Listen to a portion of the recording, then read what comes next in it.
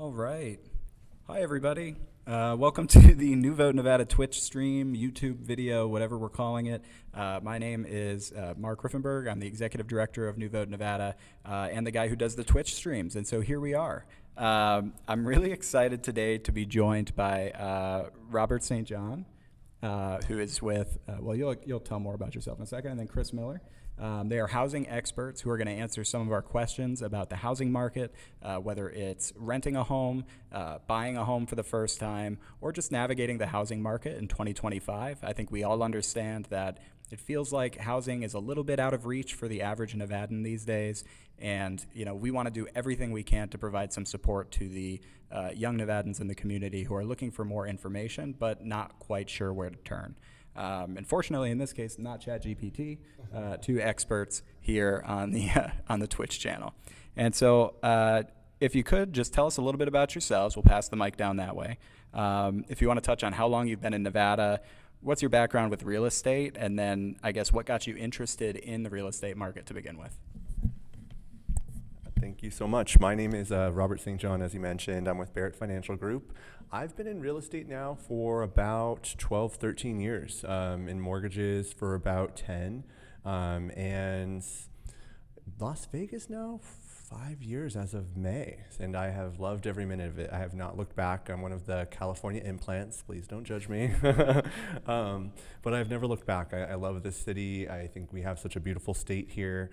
I got into real estate and mortgages because I saw a real need, in my community specifically, but also just a need for someone that cared about people. My industry is consumed with money, of course. It's all about dollars and loans, of course, but there was a need for better customer service and caring about actually getting, like what we're talking about, people that are really struggling to buy that first home, giving them an opportunity, not just saying you're approved or you're denied, but actually giving you a chance to maybe take a few months or a couple years, but having the guideposts to get you there and having the advice that you need to get there. Not necessarily ChatGPT either. Absolutely. Well, thank you. That's awesome. Yeah. Hi, thank you. My name is Chris Miller. I'm a real estate agent with the Brokerage, a real estate firm here in Las Vegas. I am a 20-year Las Vegas resident, and I, too, am a transplant from Southern California. Las Vegas is home, and it will be home for the foreseeable future. I got involved in real estate in 2018. I was looking to change careers, and I wanted to utilize my customer service skills that I utilized when I was in the restaurant industry, and I love helping people. So helping people find the home and providing top-notch service is what I strive to do with every transaction that I hopefully can do. Awesome. And no, I am way cuter than ChatGPT. I don't know that anybody would disagree with that. For me, I think people have different opinions. So ChatGPT wins some and loses some. But so I guess curious, and I think for me personally, this is sort of a selfish panel, and I've expressed that to you, Chris, certainly. But I think I'm at a point in my life where I'm starting to think about buying a house, right? I'm also at a point in my life where I'm watching the political landscape. I'm watching, things in the economy kind of take shape. And I'm a little worried about everything, as a lot of people are. And we did a survey of Young Nevadans over the course of 2025. And one of the top issues pretty consistently and by a large margin for Young Nevadans was concerns about the affordability of housing and the housing market. And so are they right to be concerned about the cost of housing? And then from your point of view, what would you say is just the state of the Nevada housing market in 2025?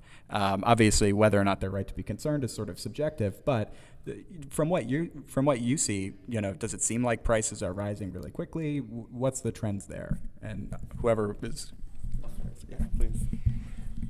So, do you have the right to be concerned? Yeah, everybody has the right to be concerned. We live in uncertain times. It doesn't matter which side of the political aisle you stand on. We live in uncertain times. If you want to talk about the housing market in general, prices in 2021 skyrocketed during the pandemic, and interest rates were low, and people were looking to move based on what was going on in their life. And so we were in a very big seller's market. Buyers had zero leverage in buying a home. In fact, they were trying to outbid each other by thousands of dollars. Then over the course of time, interest rates went up, and people were married to an interest rate, and they don't want to sell their home unless they have to. So over the last several years, we've seen the inventory level of housing go up in Clark County, across the United States, but here in Las Vegas as well. And that has created more of a buyer's market. So buyers have a lot of leverage right now. Prices have become soft over the last year and a half.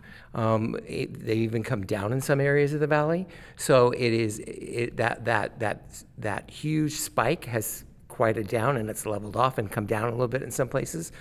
And that's primarily because of interest rates being high and perceptions and everything else. There are some really good deals out there. If a home has been on the market 2 months, your seller's willing to negotiate, and you can negotiate hard to get the cost of the house down, to get concessions and everything else. So the overall picture is concerning but good if you're looking at long term. I will also tell you that people all the time ask me about, they're waiting for the next market crash. And those of you who are old enough to remember the market crash of 2007 and 8, when housing prices fell over 50%. Well, since that time, builders have not built the number of homes necessary to keep up with the population of the country. And across the country, there's a housing shortage of about 5 million homes. And experts that talk about this all the time say that will maintain pricing levels and avoid a crash in the near future. That's what they say. That's kind of what's happened over the last 3 years. So there really is a housing shortage across the country and here in Clark County as well. I have to agree pretty much with everything Chris said, of course. I definitely, I think there's an affordability crisis. I think the picture of the crisis is a little different than what some people believe it to be. They are still building homes, that's for sure, we know that. But what's stopped happening is the building of affordable homes. You're not seeing 2-3 bedroom homes being built anymore. You're not seeing duplexes being built where someone can actually buy a brand new duplex and have an investment opportunity and be a first-time home buyer. So we're seeing the homes that they were building in the 60s and in the 70s that really helped a generation of home buyers, first-time home buyers, get their foot in the door, those little 3-bedroom, 1-baths. You're not going to find a 3-bedroom, 1-bath in any community that's being built right now, at least not a single-family home. And so really one of the biggest things that I think us as consumers is we have to make sure that the builders know. We have to make sure that our politicians are aware that we don't just want 4,000 square foot homes in our communities. We want homes that actual people that live in our communities can afford to live in. And I think specifically in a place like Las Vegas, there's a huge disconnect between the houses that are being built and the people that live here and serve the people that are living in those houses. When you're building a $900,000 home in Summerlin or Henderson South, no offense to anybody that lives in the Horizon or anything like that, but when you're building a $900,000 home, you're not building that for 90% of Nevadans or Las Vegans. You're building that for the 10% that probably came from somewhere else and only spends part of their time here.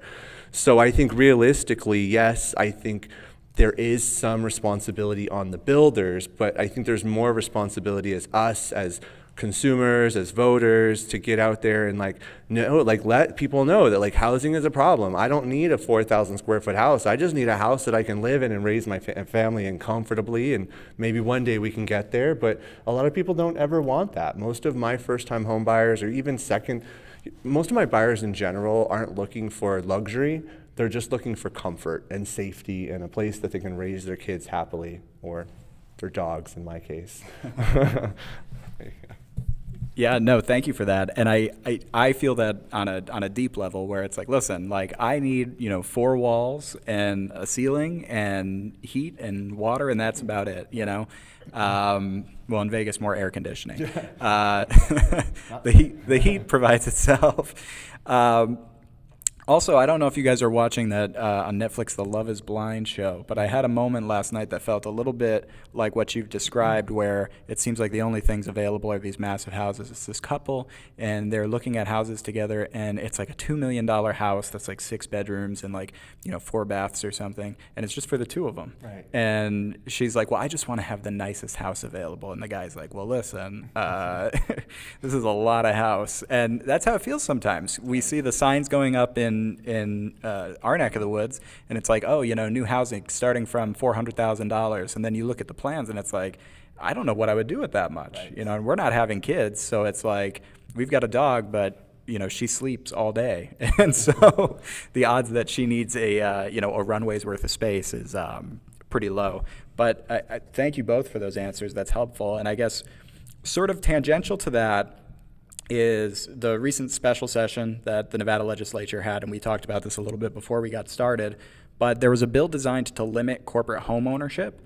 And so I know that for me and sort of my friends, when we're thinking about buying a home, one of the things that we always hear talked about is like, oh, BlackRock is coming in and buying all the houses, or, these different corporations are coming in and eating up the supply of these, desirable homes. Is that real? And I guess, if it is, can Young Nevadans really compete in a market where houses are being bought up by corporations? Does that seem like an issue in your view? I think let Chris take the lead on this one, because I know he has some passionate views. So it is a problem. If you talk to people who live in North Las Vegas in particular, 1 in 4 homes in North Las Vegas is owned by a corporation. Wow.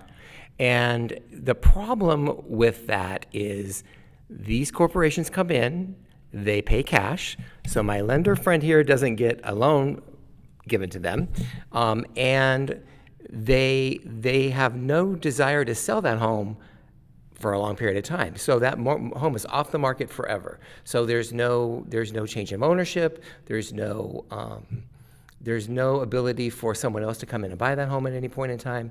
And so it is a problem because it takes that home off the market for years and years and years. And because they pay cash, a lot of sellers are more than happy to deal with a cash offer versus a loan issue. The other thing that's starting to pop up here in the Valley are new home builders building homes not to sell, to lease. And that is, again, the furtherance of the issue. I haven't seen a lot of them, but there are a couple of them out there that have built all new housing developments just to lease. So yes, it is a problem. And I know there was a bill in the legislature in the special session that was going to limit the number of homes that could be purchased or owned by corporations. And unfortunately, that did not pass. So talk to your legislator, either side of the aisle, and say, hey, this needs to happen because I can't get in the housing market if the corporations are going to block me out. I look at it from a slightly different perspective, in terms of like the financial impact of it. He's right. When they come and buy in a house with cash, they're cutting a lot of people out of that transaction that contribute to our local economy. Real estate agents, loan officers. I live here, I spend money here. And so there's that aspect of it. And if that home stays off the market for years where it would have sold a couple of times, now that's happened multiple times over, right? So we're taking money out of the economy in one way. The other way is realistically, this is actually driving up house prices because it's de-incentivizing builders to build the homes we were just talking about, right? If I've got a large corporation willing to pay top dollar for a 4 or 5 2-bedroom, when they can rent it for something below someone would pay on a mortgage for that and still make their money, then there's no justification for the builders to rethink what they're going to build. If they don't feel like they have these corporate investors to stand back on to offload these extra homes, they may be more incentivized to think hey, what can a dealer at the Vidara make? What can a maid at the station's casino, what can she afford to buy a home? I think if they were having that mindset, we would see a lot more difference in what they're building. But because they have that backstop for these corporations to say, if we can't sell at top dollar, we'll package them up, take a bit of a discount, and sell them all off at once. It gives them a bit of a protection, I think. And in reality, it's not bad to rent. I think in this market, I think there needs to be single-family homes available for people to rent. There are reasons that some people may not be able to buy a home or may not want to. And so having those homes available, I think, is great. But if you concentrate them all in one area, it ends up becoming a place where you don't see the pride of ownership, and you start losing, the care of the community, and things start to get dilapidated, and that's when you start to lose a city. You start to lose that beautiful thing that you fell in love with in the first place. So, yeah, I mean, are they doing a service to some extent? Yes, but I think it got carried away. I think having corporations, should we be able to, as a free country, as a capitalistic country, should we be able to say you can't do this? In general, I don't think so, but should there be safety guards in place? I think yes, absolutely. Yeah, I mean, totally fair, and it's the North Las Vegas statistic is shocking, right? Because it's, you think about places where people want to move and people want to, build a family and build a community, and the fact that it can be so sort of hamstrung too. And I think the other side, just as somebody who's rented for, ever at this point, is that, you're not really in control of sort of your own destiny in that way, right? Like if my landlord writes me next year and says the rent's going up, $200, $300, like if I can't afford that, I've got to go look for a new place.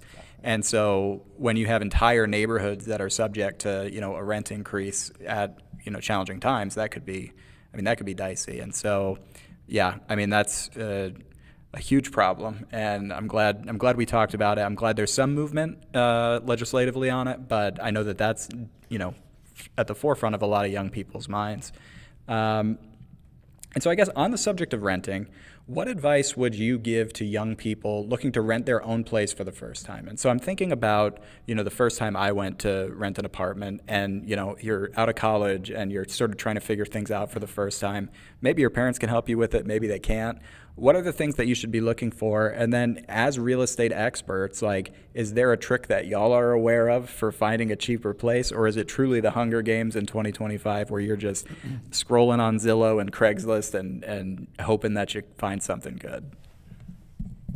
So I think over the next year, anyone looking to rent is probably going to be kind of in luck. There's a lot of inventory coming live over the next 6 to 12 months. A lot of it's already come live from projects that were started during COVID when money was super cheap. I mean, you see the massive construction off the 215, and there's going to be a lot more of it. So there's a lot of new apartments coming live. So that's going to help kind of not only keep rents stable, but the rents have actually consistently been going down in Las Vegas month over month, actually nationally month over month for the last, I think, like 6 months. It's been pretty much for a while now. So there's that's a win, right? I think my advice for anyone that's looking to rent is, right now, the new rentals are so luxurious. They've got all this nice stuff, all the bells, all the whistles, and you can get a really, really expensive apartment. And maybe you can afford it, but I would always say sacrifice what you can and just get what you need, because that's where people find themselves 2, 3, 5 years down the line, and they're like, well, I want to buy, but they haven't saved any money. And of course, we have down payment assistance programs, we have grants, but it doesn't go the whole distance. You need to have some skin in the game. And so by not over leveraging yourself on a super fancy rental and going with something that maybe it's not something I would love, but I'm saving $500 a month, $500 a month over a year, that's quite a bit of money. You've already saved yourselves 11 grand, right? Let's do that a couple years in a row. You've got a down payment. You don't need down payment assistance anymore. So that would be my advice, is go as cheap as possible and try to save that so when you buy, you have something a little better. But I guess I'm a little bit, I have a bit of a reasoning behind that, right? So, yes, you can go on Zillow, you can go on Craigslist and all that to find a rental. But real estate agents we do the rental market. It's not something that a lot of us push, but because the payback for us is very minimal. But if you go through a real estate agent, they can help you get into the MLS and find properties that meet your needs, and that can be maybe more affordable than they would be going on other things. And Robert brings up a good point. If you are someone who doesn't want to own a home and likes the rental lifestyle, not having to deal with repairs and all those things, go move into a luxury apartment. There are many of them out there. There's many great homes that $900,000 homes that are rentals as well. But if your long-term objective is to buy a home, he is correct. Find something that meets your minimal needs that saves you money every month that you can sock away and have that down payment money or the money to be able to be in charge of your future later on. Yeah, no, that's super helpful. I think the fact about real estate agents, I feel like I sort of knew that, but it's good to hear somebody say that, because it's like, it is, I think, for a lot of people overwhelming to have to do the research on your own and attempt to find all the places where you can find rental homes. And so the fact that you can have somebody who has access to MLS and is knowledgeable about the housing economy to help, it would be huge. And so that's a good thing for people to know. Can I just say one more thing Yeah. to that? Because I've had people come to me that want to rent a home, and we start that process. But I also talk to them about, why aren't you purchasing a home? I don't think I can. Well, why don't you talk to my lender friend here and see where you're at in that process?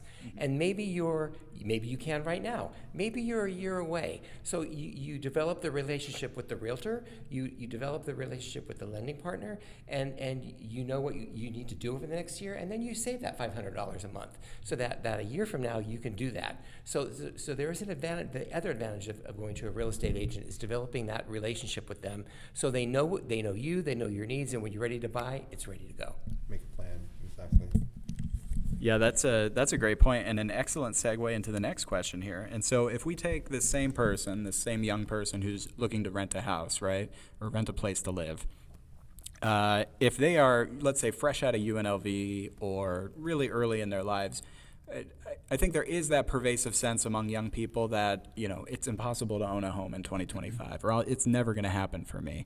But what are the things that they can do tangibly in sort of the early portion of their lives to help set them up for that? Because I feel like, me now being sort of an aging millennial, I'm realizing that, like, when I talk to somebody who's like, at UNLV at the table registering to vote, and they're like, oh, I'm really worried about this. I'm always like, save as much money as you can. Don't smoke cigarettes. Like, I feel like I'm becoming the old man yelling at the cloud with like all sorts of like wisdom from the other side. Like, what would you say if you're 19, 20 years old, thinking about your future, surprisingly a very forward-thinking young person, but like, what would you recommend for them to start doing now? I mean, saving seems pretty obvious, but what else should they be worried about?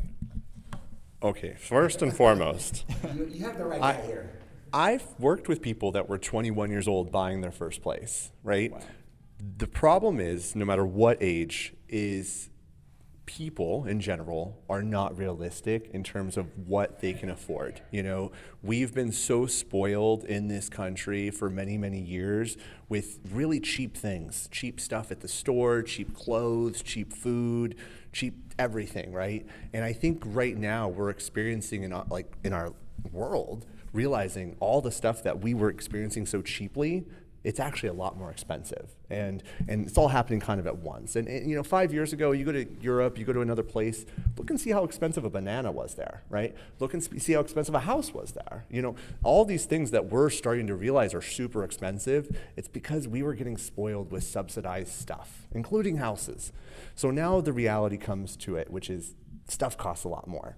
So my advice is this: that $80,000 car you thought you wanted to buy, no. Go get the Kia, not the nice Kia, the $40,000, $30,000 Kia.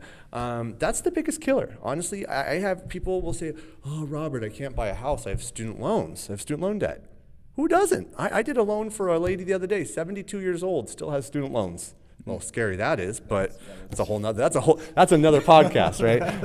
That's another conversation. But realistically, it's being more aware of your overall costs, because car payments are the biggest killer for most people. But the second biggest killer is thinking that they need their first house to be perfect and to have everything and to have the bells, the whistles, and all of it. And it's like, no, if you're 20 years old, go get the crappiest 1-2 bedroom condo, move in there with your friend, and maybe it sucks, but guess what? After a couple of years, you're going to own that place. Talk to all your other friends and find out who owns what they live in. None of them. And so 5 years down the road, you can sell what was that not so great initial condo and get yourself into a house. And then look at you, you're the 26-year-old that owns their own house.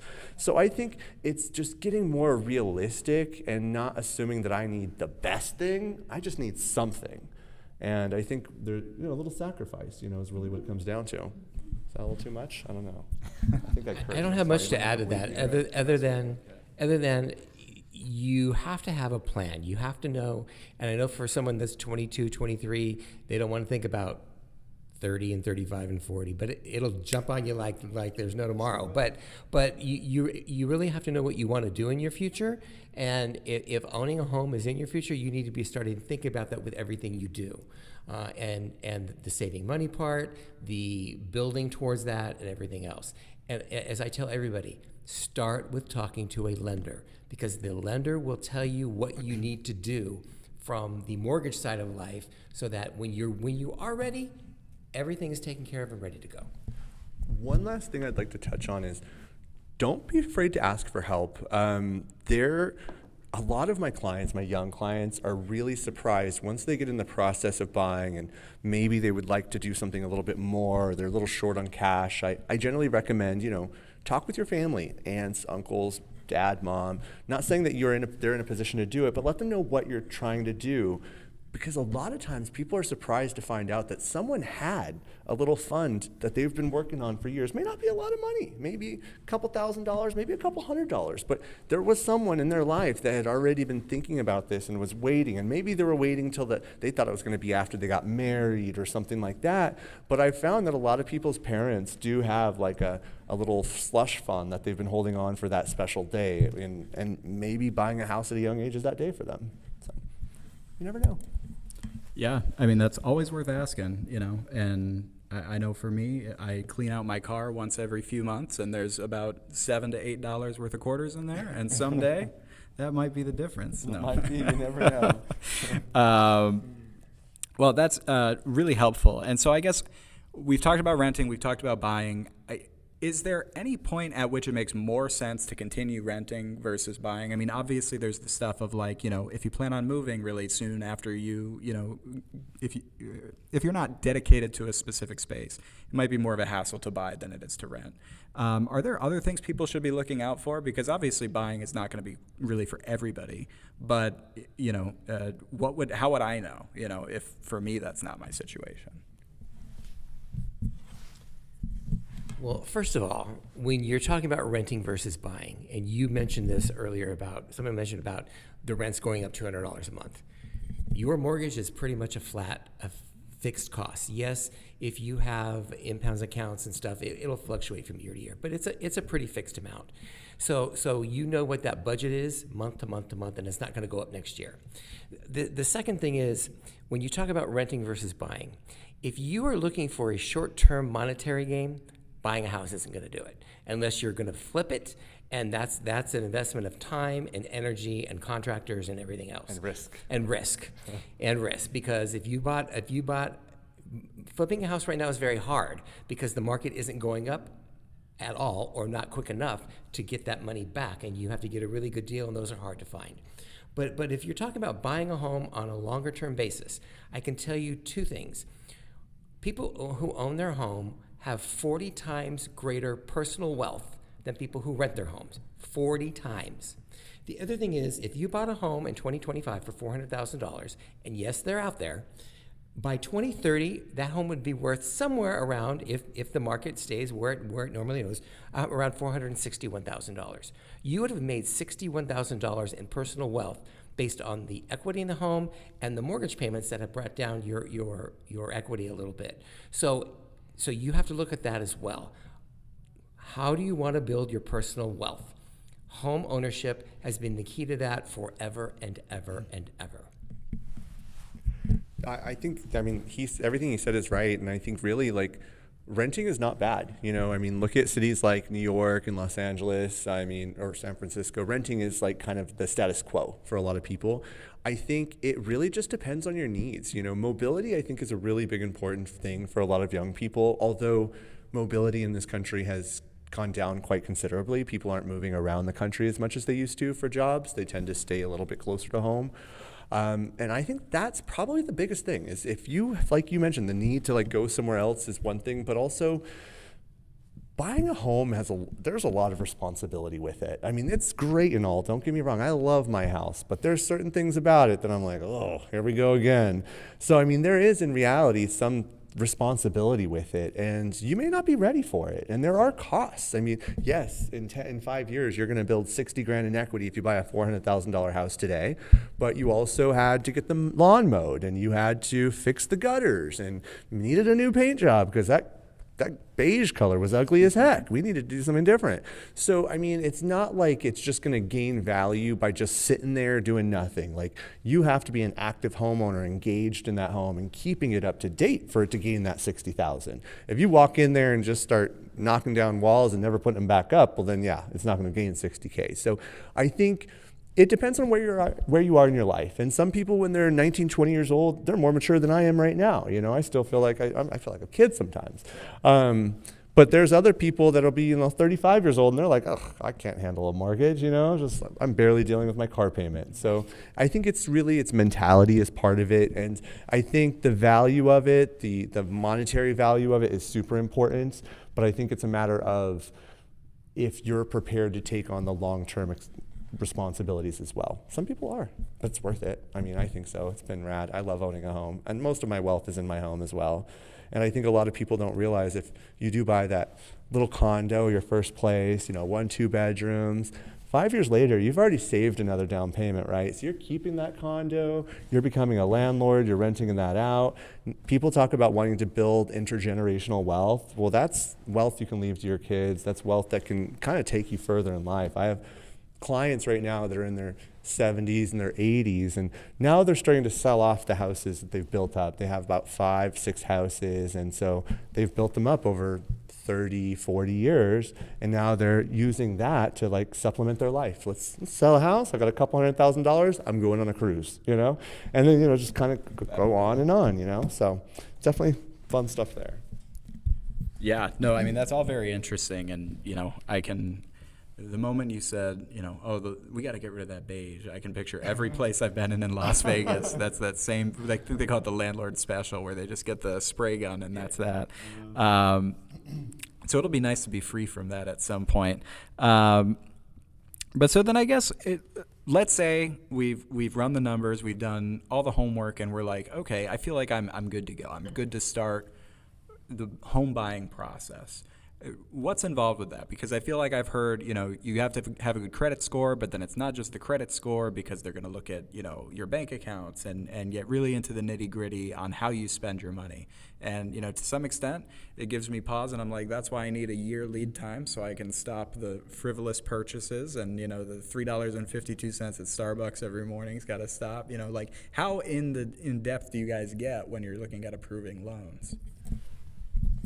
So I'll tell you one thing that I tell everyone is just talk to a loan officer and get a pre-approval, or just start the application process. Do a soft credit pull, because there is no one answer. I mean, everybody wants people will ask me what's today's interest rate? I'm like, okay, well, what's your credit score? What's your down payment? What type of loan are we going to do? What type of house are you going to buy? Is it a condo? Is it a house, right? And so it's the same thing with you. Are you self-employed? Do you have a W-2 job? Credit score is part of it.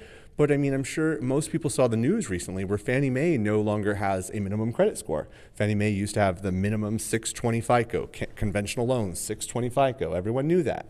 Doesn't exist anymore. So the rules as they used to exist were kind of hard and fast. Mortgages have become a lot more opaque, which in a way is good, because it means we're looking at the bigger picture of a person, their financial situation. But in a way it's bad, because you as a consumer can't just look at your situation and say, I qualify for a mortgage. Because before you could say, well, I have a 700 FICO, I have this, I have that, I'm going to be able to get a mortgage. But now if we're looking at the bigger picture, maybe there's something else going on. Maybe you are behind on your student loans. No, I don't think you'd have a 700 FICO, but there's a lot of different layers to it. And so I think the most important thing is talk to a professional and find out what your options are today. If you don't like those options, you tell them, this is what I want. What do I need to get here? And so now you have a solid guidepost on helping you get there. And because the market is always changing, they already know you, right? And so if the rates drop and all of a sudden what you wanted, you can now get, because overnight rates went from 6% to 3%. Things are going to be different for you, right? And so the conversation you are going to have at a 6% interest rate are going to be a lot different than the conversation we have at a 3% interest rate. So I would say whether you're thinking about buying today or buying a year from now, have a conversation with the lender so they can tell you, hey, a year from now, great. I want to see you do this, this, and this by next year. And if you don't, go to another lender. No, I'm just kidding. No, but they can at least put you on a path where it's like, rather than using Google or ChatGPT for all of your mortgage advice, there's a lot of bad real estate advice on the internet. I mean, some of the podcasts I see, a lot of it's clickbait, just trying to get you to click on it, and then you get in there and there's no real meat on the bones. There's no real information. Talk to someone that knows what they're doing. That's what I recommend. Okay, there you go. Awesome. Well, that was a 5-star response then. You covered all the bases. No, I mean, that's great to know. And so I guess, what are the things that, in your experience, and this isn't on the thing, but like when you're talking to people and they're like, I'd like to buy a home, like where do people usually get caught up? Or what's the most common thing you see, if you have something that's the most common thing, that maybe throws people off of their course or makes it more difficult for them to get the mortgage that they're looking for? Super easy answer. Yeah. Car payments. Oh, wow. That's straight up car payments every day. When I started doing this 10 years ago, the highest car payment I would see is about $300. Mm-hmm. Now the average is about $1,000. And part of it is because cars have gotten more expensive, granted, but it's also because people feel like the need to drive a Tesla. Well, right. You make $30,000 a year. You don't need to buy a $40,000 car.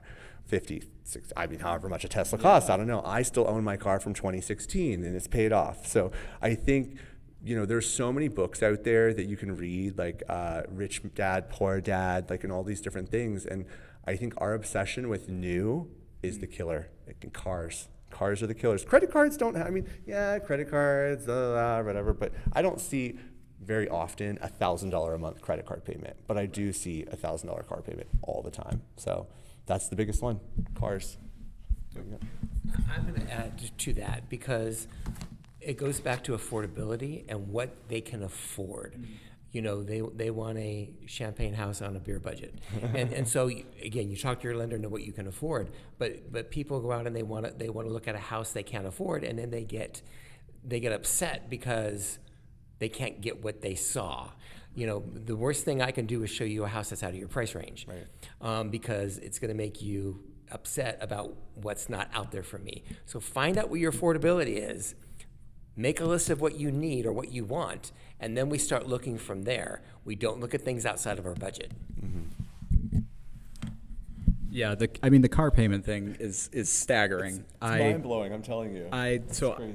I paid off. I had a used Hyundai Elantra that I bought, and I had terrible credit when I was just out of college. It was the first car I ever bought at a dealership, and my car payment was like $360 a month, and it felt like insurmountable. Mm-hmm. And I eventually paid it off, and once I paid it off, I was like, I'm never gonna have a car payment again.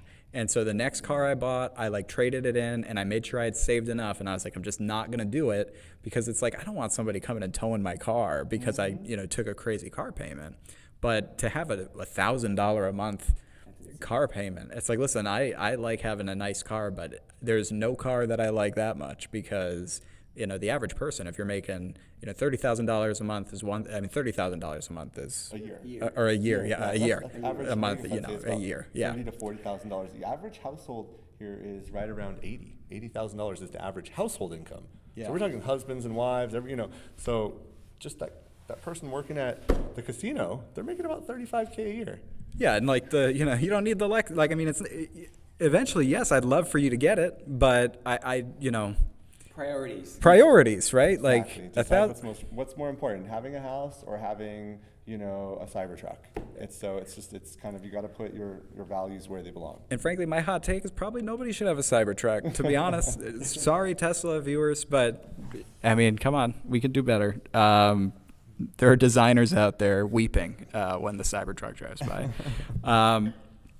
Cool. And so that's incredibly helpful. I guess then to that point, it sounds like it's flexible. It sounds like it depends on the person. But I feel like the traditional common knowledge is 20% for a down payment. Is that real? Is it less, more? How much cash should I typically aim to save? There's a lot. Down payments. Down payments are pretty flex. I mean, first-time home buyers can get in with 3% is like the minimum down payment. FHA is 3.5%. I mean, so if you're on a $400,000 house, right, 3%, that's $12,000. Okay, it's a lot of money, but it's not as much as 20%. I mean, 20%, that's $80K. That's a lot of money. There's grants out there. You know, a lot of the programs that we're offering these days tend to be income driven. And so here, 80% of the area and median income in Las Vegas right now is $75,000. And so if someone makes less than $75,000, we have a 1% down loan for them. So there are a lot of options out there. You just need to know to ask. I think sometimes people just assume that there's not something for them, and so they just don't even try. Or maybe they've been denied before, and so they're just kind of put off from the idea of even trying again. And so I think it's just a matter of asking the questions, and don't be afraid to be told no, or if you don't like someone's answer, or you think there should be a different answer, go ask someone else. You know, you don't have to just talk to one loan officer. If you don't like what I say, well, you'll like what I say, but you know, make sure you get good information, and don't just assume that just because I went on the Nevada partner websites, I know the only home programs here in Las Vegas. Well, no, that's not true. There's a lot of national programs. There's a lot of different things out there. So I think just, you know, educating yourself, but also get out there and ask questions. Ask for help, for sure. Well, Awesome. No, that's good to know. And so it sounds like 20% is not necessarily even close to reality. You can get something for, you said, what, 3%? So 3%, that's 1% down even. 1% We down? have grants. We have down payment assistance. You can get in with 0% down, technically. So that would be nice. we'll talk afterwards, won't we? Absolutely. And then I guess, so we maybe covered this, but what are some of the reasons people commonly get denied home loans? Car payment sounds like it's the biggest one. Is there anything else that people should be looking out for? Like, I'd imagine with the credit score no longer being a requirement in some instances, you know, that kind of takes a little bit of the pressure off of that. But anything else people should be looking out for? Credit score may not be the big issue it used to be, but there's been instances where people have been in the process to buy a home, and they go out, they're in the process, they haven't closed yet, and they open an account at Lowe's or Home Depot, or they go buy a bunch of appliances or furniture with no payment for 18 months. That's still on your credit. And the credit gets pulled at the end of the process, just like it gets pulled at the beginning. And there have been people who have, and Robert can verify this, that have fallen out of, their loan has fallen out because they went and they did something with their credit in the middle of the process. And a good lender will tell you, don't spend a lot of money on your credit card during this process. Yes, if you have to live, whatever, but don't go make a major purchase. Don't go buy a car in the middle of the process. He talked about the payment. Don't go buy a car in the middle of the process. Wait till the process is over. Agreed with that. Definitely. I think if you've been pre-approved, chances are you should not get denied in the loan process. I mean, if the loan officer did their job correctly, that shouldn't happen. Now, therein lies the big deal. You cannot lie to your loan officer. A lot of what I do is trying to dig in and get information from people because they're ashamed or they're embarrassed or whatever it may be. By the end of the loan, by the time you're getting the keys to the house, I probably know more about you, basically your financial you, than you do, you know, and I know you from back to front. And I think that people don't like that. It makes them a little nervous, you know, someone having access to all their financial world. I mean, especially with all the fraud and scams out there.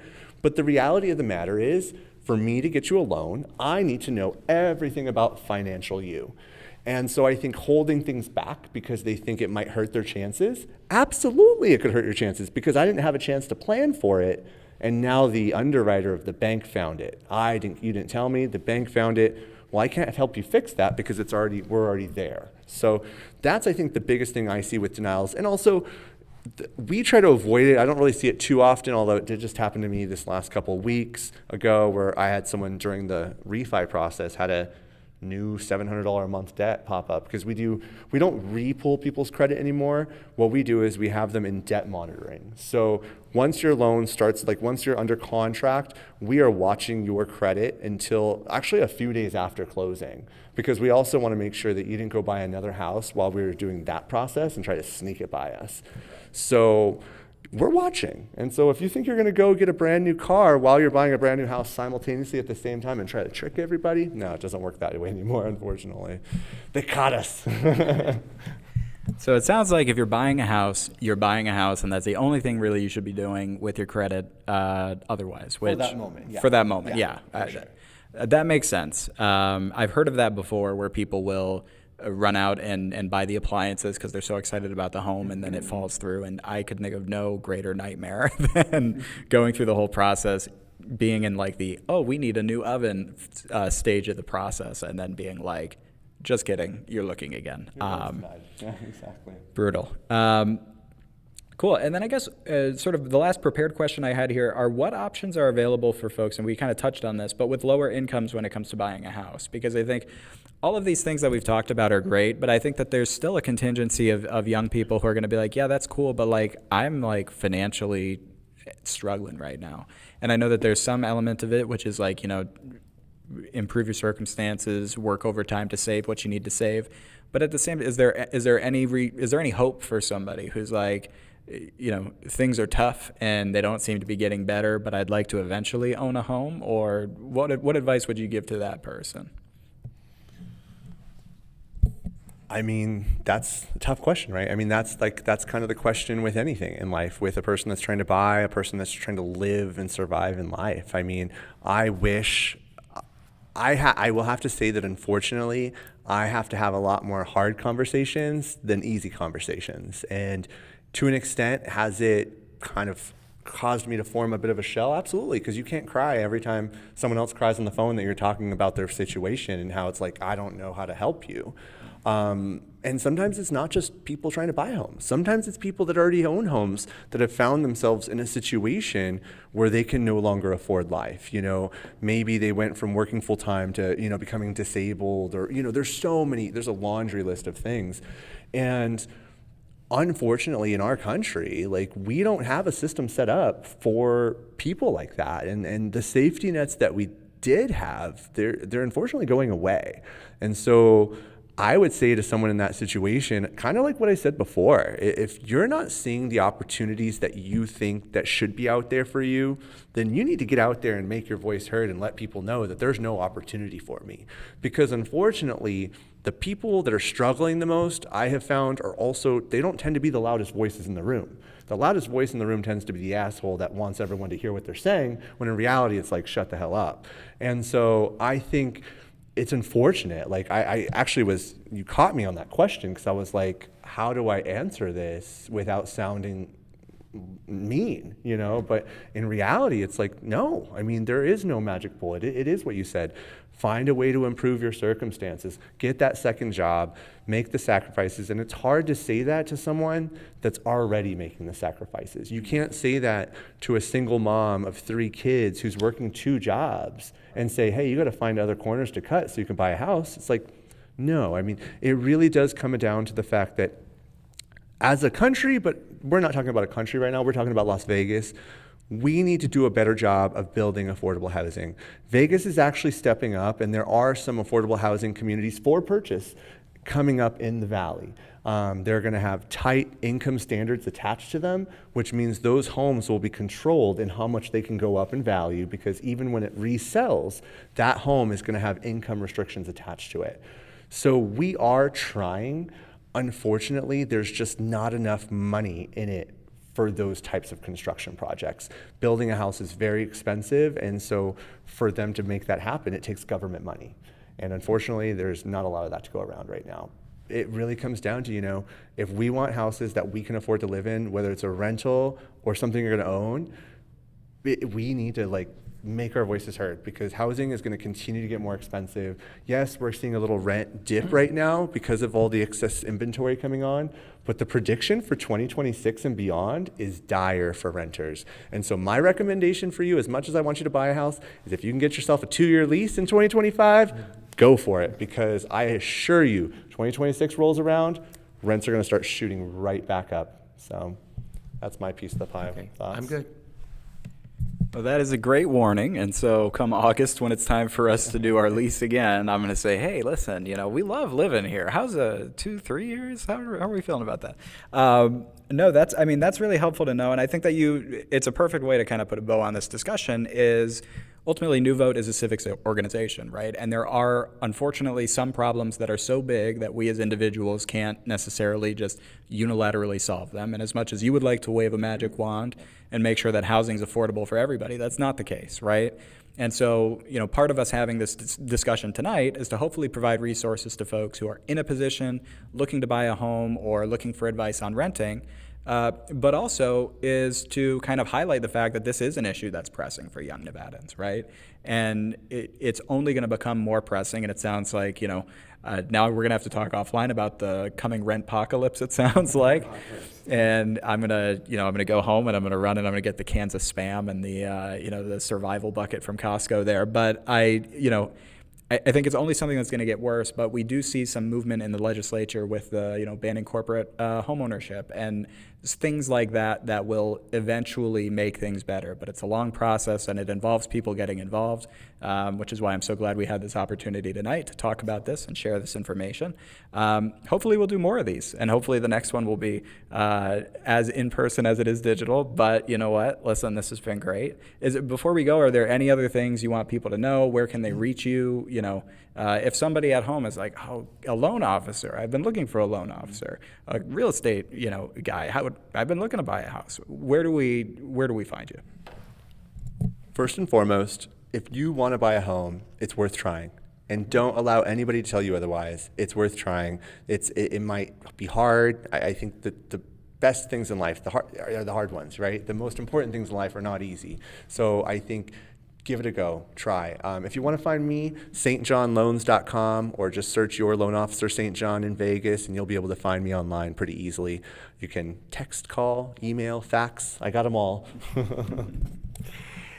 Robert is right. If owning a home is in your future, you need to start thinking about it now, and you need to talk to the professionals as early as you can to know what the lay of the land looks like and how to move forward. If you want to reach me, I'm at Miller Properties Vegas at Gmail, or you can Google me, Chris Miller Real Estate, and I'll pop up all over the place. Thank you. Awesome. Well, thank you guys so much, and thanks to folks watching. And we will hopefully have more for you in the future. But I think that's all we got for tonight. So